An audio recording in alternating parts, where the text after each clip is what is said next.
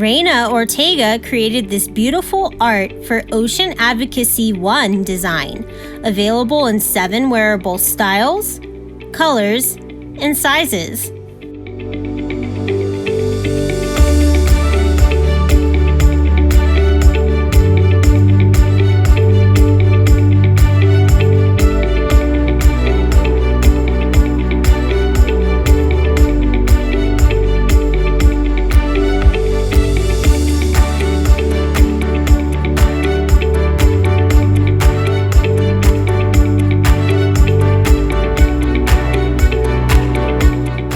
Grab yours today at the ACS merch shop on bonfire.com.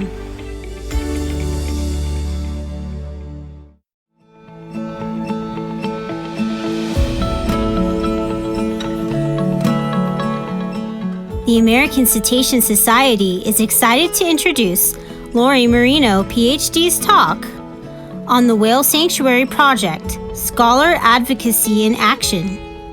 The Whale Sanctuary Project began in 2016 in order to create a gold standard sanctuary where captive beluga whales and orcas can live permanently in an environment that maximizes well-being by providing an environment much closer to their natural habitat combined with human care. In this talk, she will discuss their journey to finding a sanctuary site in Nova Scotia, their current progress, and their plans for the future. Lori Marino, Ph.D., is a neuroscientist and expert in animal behavior and intelligence, formerly on the faculty of Emory University. She has published over 140 peer-reviewed scientific papers, book chapters, and magazine articles on cetacean cognition and self-awareness, comparative neuroanatomy, the evolution of intelligence, and captive cetacean welfare. Lori is the president of the Whale Sanctuary Project, and she is also the executive director of the Camella Center for Animal Advocacy, which focuses on a scholarship-based advocacy for other animals. In addition, Lori is the creative affiliate of the Safina Center, a fellow of the Oxford Center for Animal Ethics, and a recent recipient of the Humane Canada Leadership and Innovation Award. Lori has appeared in several films and television programs, including the 2013 documentary Blackfish about orca captivity, Unlocking the Cage, the 2016 film about the Non-Human Rights Project, and Long Gone Wild, the 2019 documentary about the global orca capture and display industry. Okay, and we're back here, and so let's see if we can bring Lori on here just momentarily. So, and there, I see you. Perfect. Hi, Lori. So I'll make sure that we have you unmuted. I think you are. Hi, Lori. Hi. Hey, good. Good to see you. I think last time I saw you in Seattle when you gave your talk, you're doing your whole tour on presenting on the whale sanctuary. So yes. Thank you. No, I would love to have. I'm glad to have you here. So I'm gonna let you go right into what I'm gonna do. I'll disappear here shortly, so make sure that you can share your screen. I'll see if that works. Can you do that right now? Yeah, we'll do that. I'll disappear here. Perfect. And take it away. Okay, great, wonderful. Thank you for having me, Hugo, and for everyone for inviting me. What a wonderful group of talks today. It's been very exciting. Today I want to talk to you about the Whale Sanctuary Project. And this is a project that it follows very well on the heels of what Hans talked about. He talked about cetaceans and their evolutionary journey back to the water, to the oceans. Well, I'm going to talk about a similar journey in a slightly different way. So today, I'm going to talk about what is scholar advocacy? What exactly is that? And talk to you a little bit about some of the ways that my group practices scholar advocacy for captive cetaceans, some of the methodologies and approaches that we use. And then I'll get into the Whale Sanctuary Project And with a little luck, we will see a very short 5-minute film called Whales Without Walls. So let's get started. Scholar advocacy. Scholar advocacy is exactly what it sounds like. It's an advocacy approach founded in science and scholarship. Scholar advocacy for cetaceans can take many forms, but its core principle is the use of empirical data, science, scholarship, analysis to promote the well-being and rights of free-ranging and captive cetaceans. It is not the kind of activist advocacy where you stand on a sidewalk and with a sign, but it is advocacy based upon our knowledge of who these animals are and what they need to thrive. And both components are necessary for scholar advocacy. So I want to talk a little bit about some of the work that we've been doing in this area, which has led to the Sanctuary being one of our main projects, our main project, actually. One of the scholar advocacy approaches to understanding the well-being of captive cetaceans, there's many, and one of them includes using neurophysiological data to analyze and improve well-being, creating informed inferences from larger bases of knowledge across a range of species, including humans. Just because you're studying cetaceans doesn't mean you can't bring other mammals, other vertebrates, including humans, into the mix to fill out the picture of what you're looking at. We share emotional expressions. We share some components of our communication.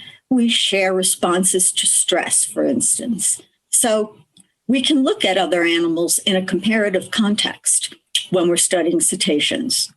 It also involves modeling cetacean well-being in captivity on shared neurophysiological characteristics with other mammals. For instance, we all have, as I mentioned, the same mechanisms that respond to acute and chronic stress called the HPA axis. We have conserved brain mechanisms. So the cetacean brain, which I've been studying now for 30 years, is different, but also similar to human brain, primate brain. It's both at the same time. We might use knowledge of evolutionary and adaptive profiles to analyze and improve well-being. So in other words, when cetaceans are in captivity, how does that fit with their evolutionary or adaptive profile? We just saw a whole talk about all the different adaptations that early cetaceans went through to adapt to a fully aquatic lifestyle. Well, those adaptations don't go away. They're with all of the extant cetaceans that we see today, and they impact the kind of environment that cetaceans need to live in order to thrive. So this involves interpreting physical and mental data within the context of the adaptive profile of the cetacean species. And being a scholar advocate also has a real on-the-ground aspect to it. It means working within the academic and other scholarly frameworks to model advocacy for cetaceans. What do I mean by that? I mean that you don't have to necessarily be out there, advocating in a court of law, or you could be an advocate for the animals that you study simply by the way in which you study them, the things that you won't do, the things that you do, the kinds of studies and environments for which you think you can study, in which you think you can study cetaceans. So that has a lot to do with, influencing how we generally study live cetaceans and the generations to come, and what they consider to be appropriate ways to study cetaceans. And then, of course, Advocacy scholarship has to be applied in some way. And that means creating responses and solutions, not just putting the data somewhere on a shelf, but actually doing something with it. And that's where we get to Sanctuary, or at least the Whale Sanctuary Project. And I'm going to tell you why we created the Whale Sanctuary Project and what it grew out of. So the Whale Sanctuary Project is, I'm proud to say, a project that I founded in 2016, and I'm the president of. Our mission is to establish a model seaside sanctuary where captive whales from entertainment can live in an environment that maximizes well-being and autonomy and is as close as possible to their natural habitat. And over the next few minutes, I'm going to unpack what that really means. Now, I may have founded the Whale Sanctuary Project, but it takes an incredible team to really do something like this, the real heavy lifting. You have to know you have to look around and say, who do I need to be on this team to do this? And today we have close to 60 directors, advisors, staff, council, and others, all on the same team with the intention of creating a whale sanctuary for whales coming from concrete tanks. Our executive director is Charles Vinnick.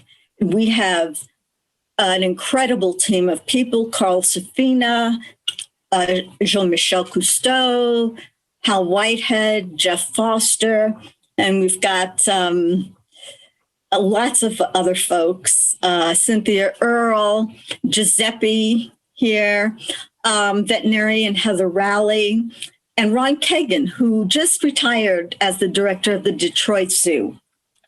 Many, Denise Herzing, Valeria Vergara, Jeff Ventry. All of these people are from different walks of life, if you will, different professions coming together for a common dream. And the dream is to see whales and dolphins who are currently living in concrete tanks to go back to the ocean. And this is all part of a global cetacean sanctuary movement. It really is now getting to be a worldwide movement. Right now, we are just one of a handful of other projects aimed at creating permanent sanctuaries for dolphins and whales living in tanks. We know about the Sea Life Trust, or Merlin project, which created a sanctuary in Iceland for 2 captive beluga whales. The National Aquarium in the United States is looking for a site to create a permanent sanctuary for the 7 bottlenose dolphins that they currently have. There are other kinds of efforts going on in Italy and Greece. And what we hope is to become a model for a new way of relating to captive cetaceans. We are not going to be able to eliminate captivity overnight, but what we are going to be able to do is provide a model for a new way forward. And that's what we're hoping.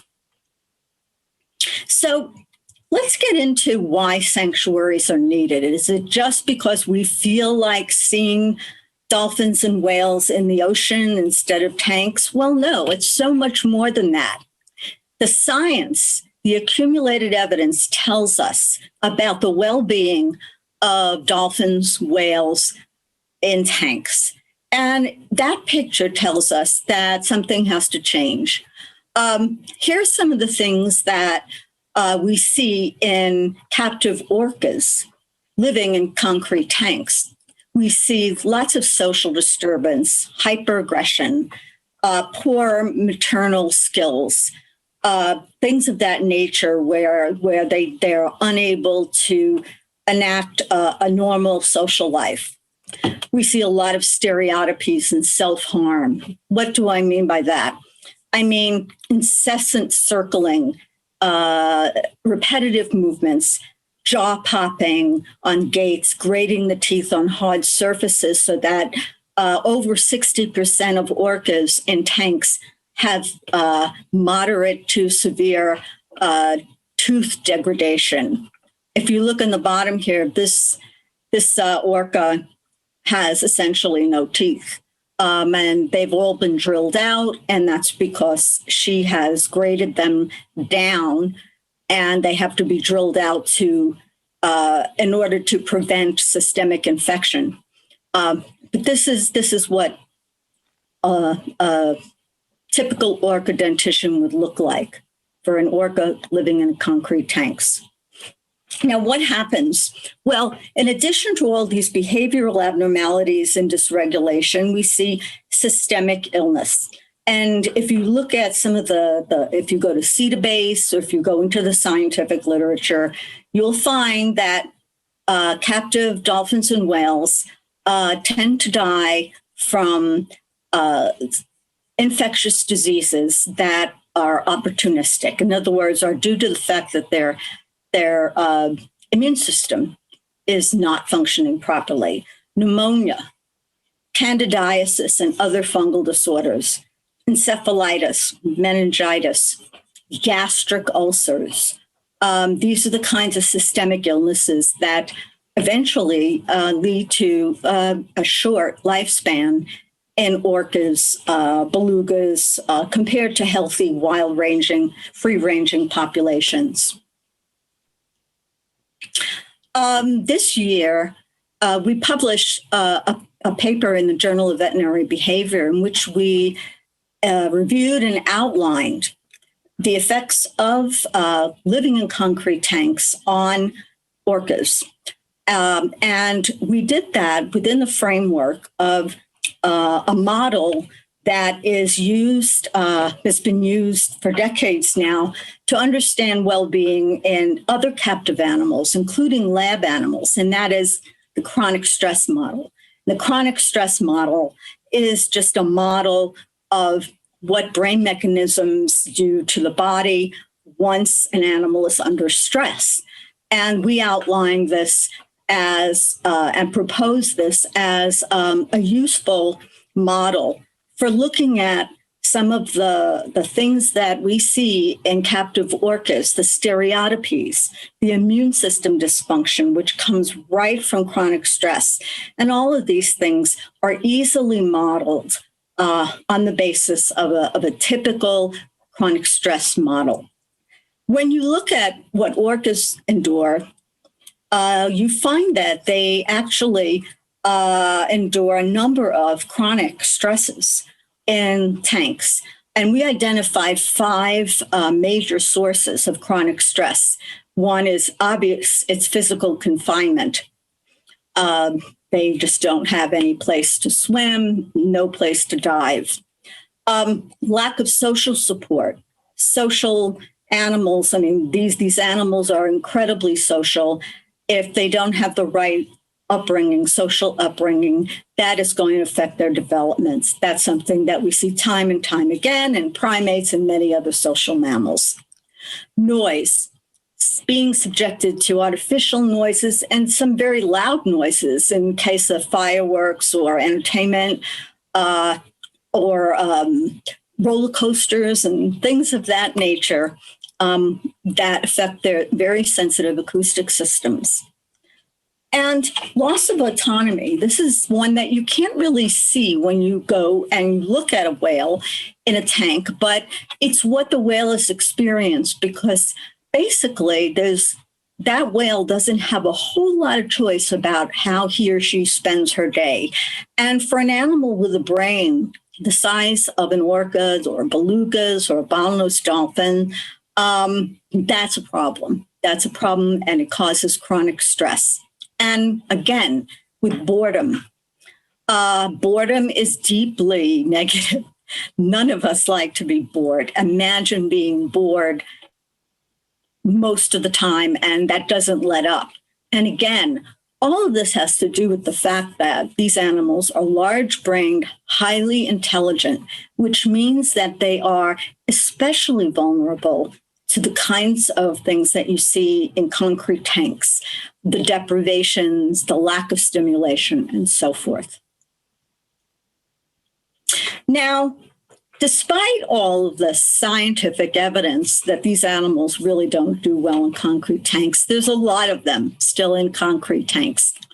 Globally, there are over 3,000 across 10 species, including hybrids, living in concrete tanks, some in sea pens around the world. In North America, there are 481 bottlenose dolphins, 80 beluga whales, and 22 orcas and other species still living in concrete tanks. And in Canada, there are 5 bottlenose dolphins, 1 white-sided dolphin, 1 orca, and 50 plus belugas, all living in a few tanks in the same facility. So let's take a look at what an authentic sanctuary is and what it offers that is not offered in a concrete tank. An authentic sanctuary is really a place not just to live, but a place to thrive. So it's a place where you can express all of your adaptations, your evolutionary heritage, all of your species-specific capacities. It's a place where you can flourish, not just a place to eke out survival on a day-to-day basis. It is a place where the well-being of the whales and their lifetime care are the priority. There are no performances, no breeding, because we don't want to make more captive animals, and no unnecessary invasive procedures. In an authentic sanctuary, there's promotion of autonomy and a natural life as much as possible. And I say as much as possible because a sanctuary is not, a natural life. It is much closer to it than living in a marine park. But we're not saying that this is ideal, only that it is better. It also is the case that in a real sanctuary, you're going to see some good education, authentic education. We're going to see a conservation and transparency. So instead of trying to convince you that orcas are happy in concrete tanks, we can tell the real story of who orcas are, who belugas are, how they evolved, and what they need to survive and thrive, and why they're there. It is also an opportunity to talk about, educate the public about, and enact sustainability of the environment. And an authentic sanctuary, we learned, is located in a community that embraces the sanctuary mission. And I'll talk a little bit more about that. So where are we creating a sanctuary? Well, I'm about to show you pictures of our sanctuary site. But one of the things that we found as we spent over 2 years searching for a proper site for a beluga and orca sanctuary up and down the coast of British Columbia, of Washington State, and of Nova Scotia, is that there's really 2 important elements to finding a great site. One is the science. So it is what are the physical characteristics of that site? What is the water quality?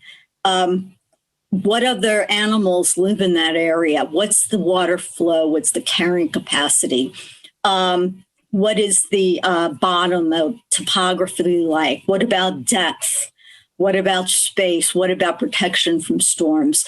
These kinds of physical characteristics that are absolutely important for a good, authentic sanctuary for whales. But there's also another part of this, and that's, if you will, the sentiment part. how the people living in that area feel about you coming in and saying, would you like some beluga whales in your backyard? And as you can see from this picture here, which is from the nearby town of Sherbrooke, the town adjacent to where we're siting the sanctuary, the people, we would not be there if it wasn't for these people. These people embraced our project, understood it from the beginning, and have taken ownership of this effort. So where are we creating a sanctuary? Where the science and the sentiment come together. And that's critically important. So let me take you through a map of where a sanctuary site is. And so first we have to go to Nova Scotia. And you can see this incredible coastline. We went up and down that coastline several times looking for sites. And we ended up where we did because we ended up with a site that had the right physical characteristics as well as the community that embraced it. And the community is called Sherbrooke, and our site itself is in a bay called Port Hilford. And just in terms of orienting you, this is where Sherbrooke is, and here's our site right here. And it's about 2 hours east of the largest city, Halifax in Nova Scotia. And if you zoom in a little closer, this is Port Hilford. This is the bay. And this is a big, beautiful, clean bay. Not a lot of people around or houses. You know, the nearest town, Sherbrooke, is a few miles away. There's a road that comes in. There's a beach up here that people use, but it's not anywhere near where we're going to have the site. And our sanctuary is going to be in this region here. So this beautiful bay is going to be the home for our first sanctuary. And this is what it looks like. This is Port Hilford, Nova Scotia. It's the site of the first North American sanctuary for captive belugas and whales. And we were very, very happy to find it. You can see it's really quite beautiful. So let's talk about some of the more specific characteristics of this sanctuary site. Well, it's an expansive bay with very good depth, up to 18 meters, and it's a natural seaside environment. We will take an area of about 110 acres and net it off in the bay. And just to give you some perspective, that space of 110 acres is about 300 times larger than the largest performance tank anywhere in the world. There's a natural sandy bottom where fish and other animals like lobsters and crabs can move in and out of the sanctuary space, providing a dynamic, interesting environment for the whales. We plan to have 6 to 8, maybe 10 belugas and perhaps 3 to 4 orcas in separate sections. And we have the space to do that, to separate them. And although it might not seem like a lot, that's what we consider to be the carrying capacity of that area. In other words, we could pack in a lot more individuals, but the whole purpose of doing something like this is to give these individuals more space than they've ever had in their life. There will be an on-site, top-quality veterinary clinic. So these animals will be under human care. There will be a training and husbandry staff. There will be an interpretive center where we will do education and outreach. And I'll talk a little bit more about that. Hiking trails for long-distance viewing and 24/7 security. So some of the public education and outreach that we will be doing, I'm very excited about. As I mentioned, we'll have an interpretive center that is nearby, but not right there, because we want to respect the privacy of the whales in the sanctuary, but it'll be nearby, and people will be able to come and they will be able to see dynamic exhibits, real, authentic, scientific information about these animals and why it's important for them to be in the ocean and why it's important for us to protect them in the oceans they live in. We will also have a whole full marine ops and animal care staff. Again, as I mentioned, we'll have veterinarians, veterinary services, and internship programs. We will offer this, I'm very excited about this, remote webcam. In other words, we will have video, underwater video and above water video streaming into the interpretive center, streaming into any place you want, classrooms, museums, marine parks, homes, where people can actually see what beluga whales do, for instance, when they're given the opportunity to do what they want and to interact with a more natural environment. And that becomes the sort of the basis, the foundation for authentic education about who these animals are. And we'll be doing a lot of community and educational outreach. And there won't be any visitors coming close to the animals like in a marine park, but there will be nature walks where people can see the whales from a distance as we do if we're just looking on shore. So, there's been a lot of controversy about whale sanctuaries. And this slide is important because this is the way I look at it. And it's difficult to understand what the controversy is once you put it this way. So the Whale Sanctuary Project and other authentic sanctuaries are actually a combination of the best of all worlds. They're a combination of the superb human care that they get in many marine parks and the natural environment that their brain and their body needs to thrive. So think of it this way. In concrete tanks, you have physical confinement, you have social problems because they're sort of thrown in together, noise, loss of autonomy, boredom. But there's some good stuff that goes on in marine parks, like 24/7 veterinary care, protection, security, nutrition, they get fed.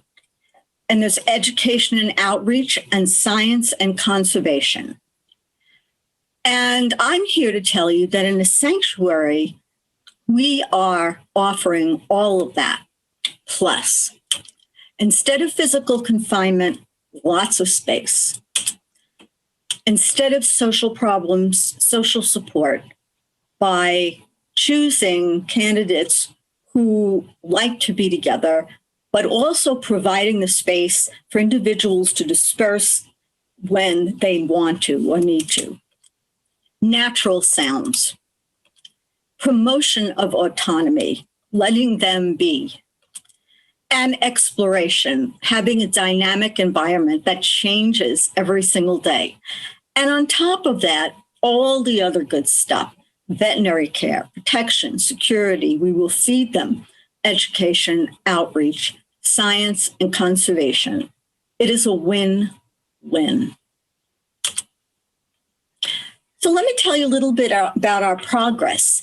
We began our site search in 2017, and that was really a lot of work. But it allowed us to visit some stunning places and to meet a number of interesting people, but also to hone what we consider to be the important elements of a site search to finally get to our decision. And in February of 2020, before the whole world closed down, we were in Halifax and we announced that Port Hilford would be the site. And then, of course, we all know what has been going on since then. But we did make a lot of headway in 2020. We have some teams on the ground in Nova Scotia who completed our environmental analyses, which is extensive. We submitted our permit application. We've held virtual meetings with science and veterinary experts in the Maritimes. And we identified a welcome center in the nearby town of Sherbrooke. In early 2021, this year, our permit is pending. We are initiating sanctuary design and site development. We're poised to begin construction. We continue our outreach to captive facilities, and our welcome center will be opening in a couple of months. So with that, I'd like to ask you to watch a 5-minute video that we hope really gives you a feel for why we're doing this, what we're doing, and is enjoyable. So let's play it.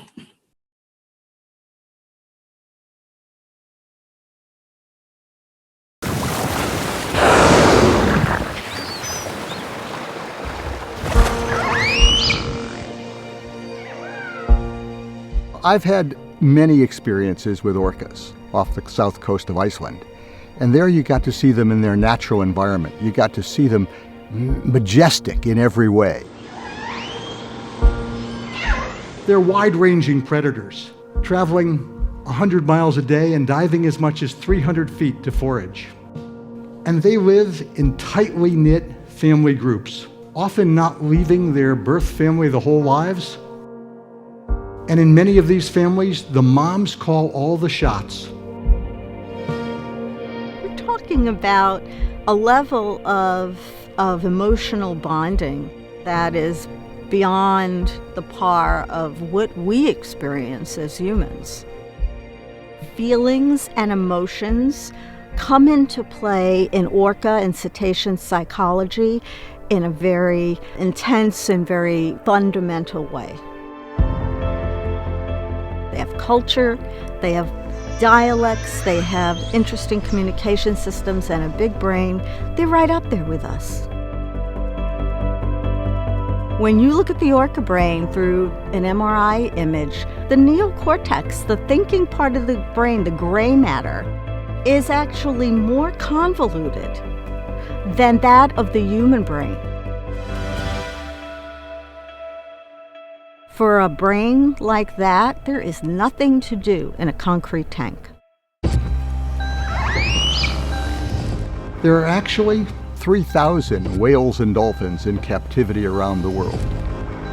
There are 57 orca, more than 300 beluga, and they live in very small tanks, often not any deeper than the whales are long.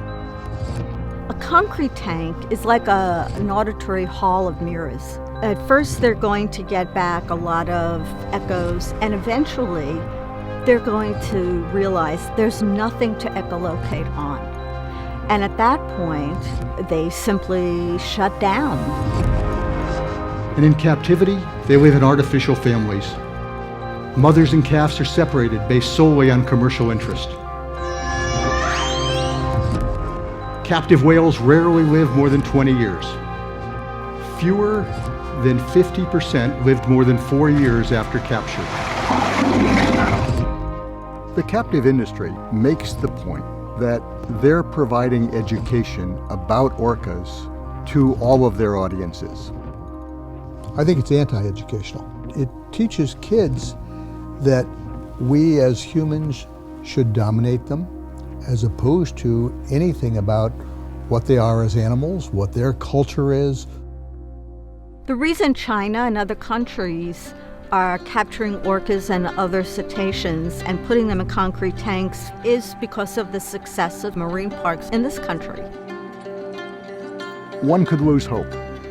One could say there are more and more animals being captured, and the numbers we have today will be nothing compared to what could happen in the future. But we have to put our hope in children to stand up and say no, and will demand of their parents, no matter where they live on the planet, that we treat these animals with understanding and care and keep them in the wild. As the public ethic around keeping whales and dolphins in captivity changes, people are demanding that the shows stop and that the animals have an opportunity to live in more natural environments. Most of the animals today in captivity were born in captivity. So releasing them would be in many ways tragic because they do not have the skills to survive in the wild. The best solution is to build natural seaside sanctuaries where captive whales and dolphins can live in an environment as close to their natural habitat as we can provide. They'll have a sandy bottom with critters, fish, and crabs with whom to interact. They'll have birds on the surface to chase. And they will have space, more than 300 times more than the largest performance tank in captivity. The captivity industry is looking at us. The public has the power to end this suffering. Sanctuaries have been built for elephants, for gorillas, and big cats. And now is the time to create sanctuaries for whales and dolphins. There is another way. Here it is.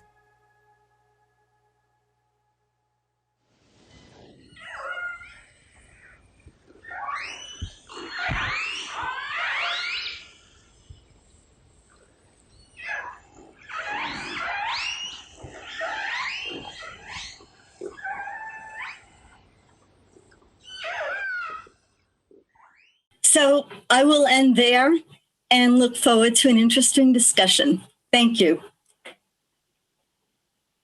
Okay, great. Thank you. Thank you, Lori. I really appreciate it. I think that came through even the video. Actually, came out through pretty well. So good. Actually, as I suspected, that sort of listed a lot of questions, and I would think so. And I have to thank everyone for being very engaging, also to be very courteous, because I know Lori knows all about that. This is a passionate discussion. This is something that elicits a lot of emotions and understood. I'm good that we all love whales. I think there's one thing that we have in common, that we all love whales. We want the best of them. That's right. And there's no villains in this whole thing. This is something that we have in evolving. Even for myself, this is an issue that's been evolving. I grew up in Holland with this aquarium, Heart of Ag, where I saw first killer whales. I got really excited about that. But yeah, you're obviously at that time you don't think about at all about ethics, about what the animal certainly wasn't. I was excited about all of it. So let me just go into, I don't want to talk too much. Let me go right into some questions here. Yeah, so it's one question here. What is the viability in a sanctuary when Keiko was released? What's 5 years? About 5 years once released, he was, basically, obviously understanding the whole issue. And that's I've heard that many times too, is citing that the example of Keiko being in a somewhat else. Can you speak to that, Lori? Sure. I mean, I can speak to that because our executive director, Charles Vinnick, was the project manager for Keiko for 4 years in Iceland. And Jeff Foster, who's on our team as well, who's our operations expert, also was part of that team. And Keiko is a very interesting situation because there are people who think that the Keiko project was a failure. And there are people who think that the Keiko project was a success. Here's the situation. Here's the reality of it. Keiko was taken from the wild, put into a concrete tank in Mexico. He was very, very sick. He was used as the star of the film Free Willy. He was taken out of that Mexican park, rehabilitated, gained a lot of weight, became healthy, and was transferred to Iceland, his natal waters. And there he stayed for almost 5 years. And during that time, he lived in the sanctuary in Iceland, in Klettsvik Bay, but he also took walks outside with a boat. And he ate, he played, he experienced joy for probably the first time in his life. And at some point, he decided to go off and live his own life. And as we all know, after that, he ended up in Norway, and he eventually died of pneumonia. So what do we learn from that? We learned that, this was the first time anything like this was ever done, and there was a lot learned about the science and operations of how to do this from Keiko. But he lived clearly several years in his own environment, seeing other whales, interacting with them, being in the ocean, healthy. And those 5 years, in my view, represent the success of the Keiko project. He didn't live forever, but, nobody does. And we're taking all the lessons that our team learned from there and applying them here. So, Keiko really should not have been in that circumstance to begin with, but we put him in there and we tried to make his life better, and we did. And that's the bottom line of it. Okay. Well, that's a true point, is that we have brought these animals in captivity to begin with. That is very true. Okay. Another question, creating what are some of the examples of poor maternal skills among captive cetaceans? Among captive cetaceans, there are instances of mothers who fail to nurse, who fail to attach, who fail to be able to actually have a relationship with their newborns that is the kind of relationship they would have in the wild. A lot of this has to do with, the circumstances, right? They're in a tank, there's other animals, and she can't disperse. She can't get away from her tank mates. She doesn't have a pod or a social support system surrounding her the way she would in the wild. And a lot of times, also what happens is that there's a decision made in marine parks to take the baby away and nurse the baby. And I understand why you would make that decision, because you're afraid something's going to happen to the baby. But once you do that, you've interfered with their natural, normal development. And then you get all the repercussions that come out of that. So it's a combination of not being in the right environment. Morgan, for instance, who lives in Laura Parque, they bottle fed her baby. She couldn't get away from an aggressive male in the tank.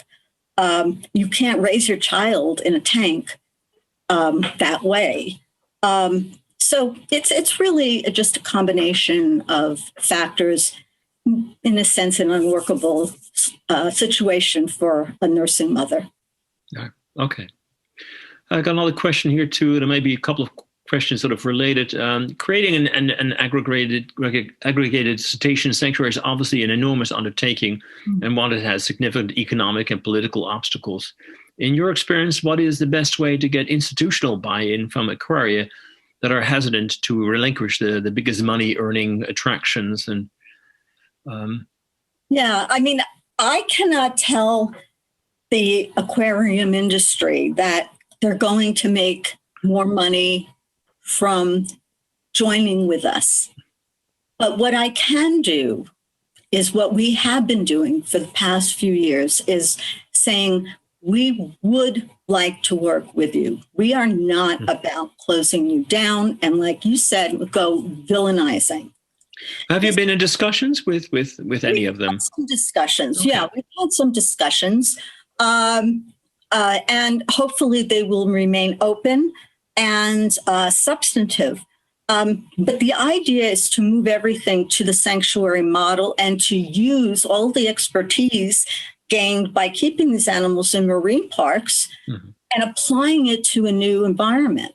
And for that, we need the trainers, the husbandry staff, and the veterinarians, and all the people that have done such a good job of taking care of them in the marine park. So we want to work with them.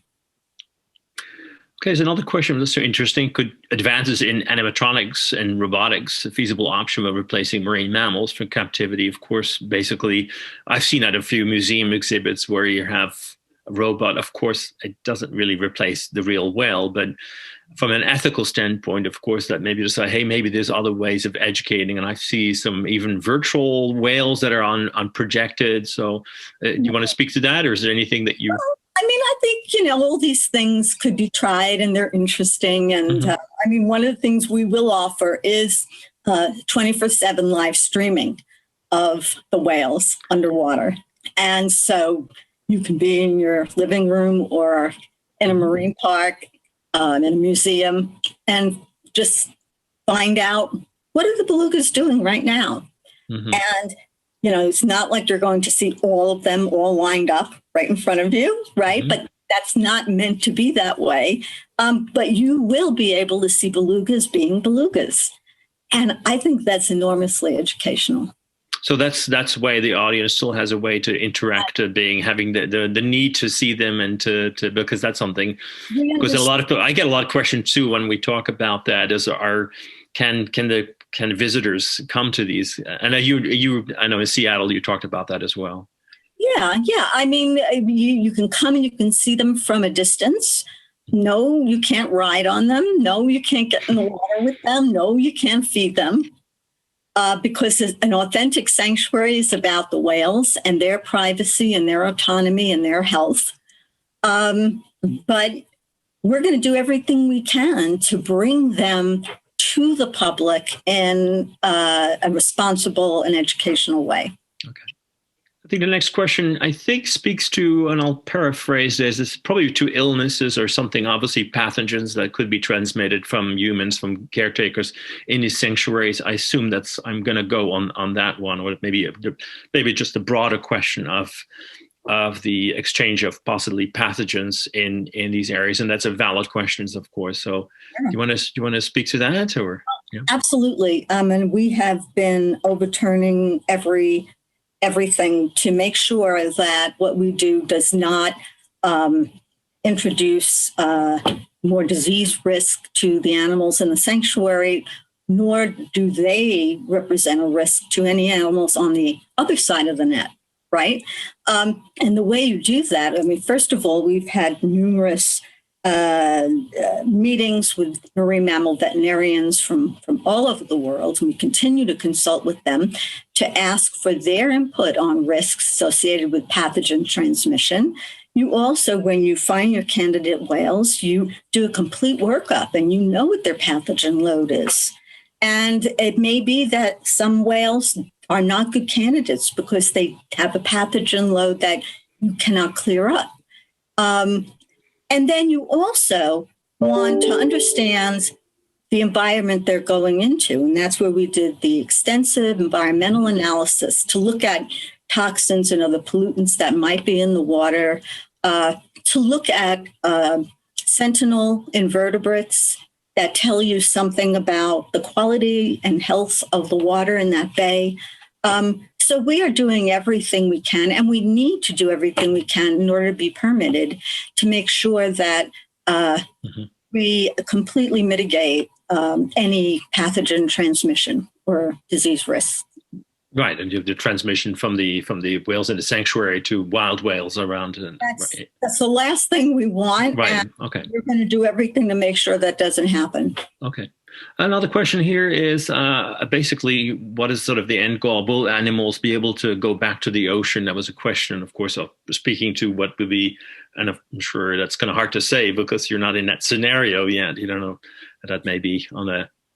So is there anything that you can talk about that, or? Well, I know that for us, I mean, there are other sanctuary efforts underway, as I mentioned, but for us, we don't have any plans to take belugas or orcas and keep them in the sanctuary and then, quote, release them into the open ocean.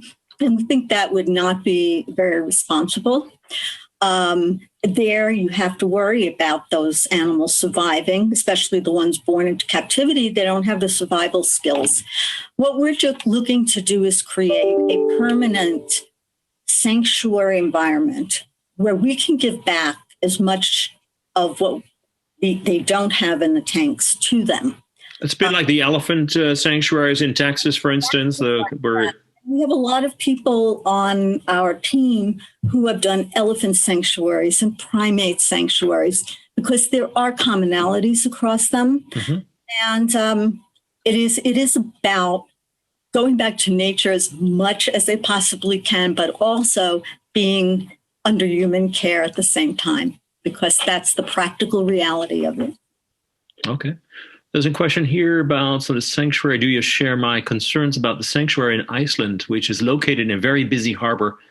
The two belugas will be moved inside and outside annually, as the outside area is very rough in winter. I assume that's just talking about the possible site of in Iceland. Is there something you want to comment? I mean, we are actually in close communication with Merlin Entertainment. They're the people that have created the sanctuary in Iceland for two beluga whales from Shanghai, little white and little gray, and also with the National Aquarium. We are actually all working together to develop accreditation guidelines for authentic sanctuaries for cetaceans.